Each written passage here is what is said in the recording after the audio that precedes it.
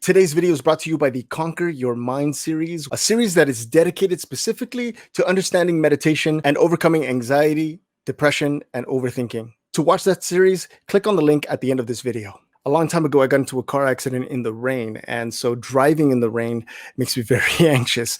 It still does from time to time, but I've gotten way better at it. But most recently, I got into one of the scariest accidents of my life. I had my daughter and my nephew in the back seat, and I was driving down the street when a guy who was parked on the sidewalk pulls out right in front of me, and the front end of his car is used as a ramp for the front end of my car, and it almost tipped over.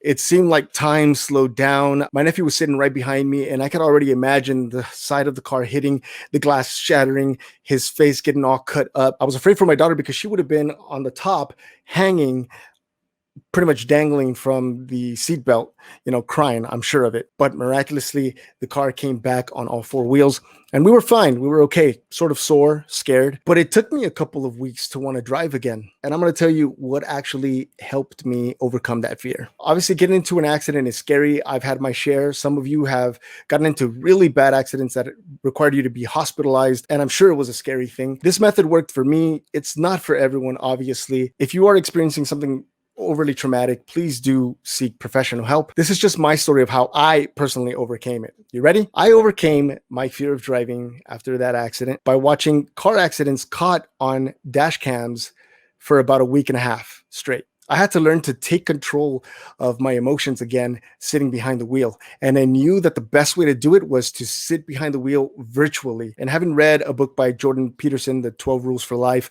and seen a lot of his videos online, one of the things that he says often is that you have to face your dragons, because on the other side of that dragon is where your treasure is, right? That's the whole idea behind these stories of facing the dragon, or the knight facing the dragon, right? We have tons of stories of our hero facing their fears. So here I had to face my own fears by watching these dash cam accident videos. And the thing that I would do is, before the accident occurred, I would try to anticipate what the other drivers were going to do and how that accident was going to happen. So I was playing a sort of a guessing game with myself. And once I got to the point where I was getting pretty good at predicting how the accident was going to happen, I knew that I was going to be comfortable sitting behind the wheel, because then I could watch the other drivers and anticipate their moves. And what I learned is that if I don't want the fear to control me, then I have to face the fear head on. We can't spend the rest of our lives sending someone to the store, or having someone else drive us there, or ordering takeout every single day. We have to take control of our emotions again and conquer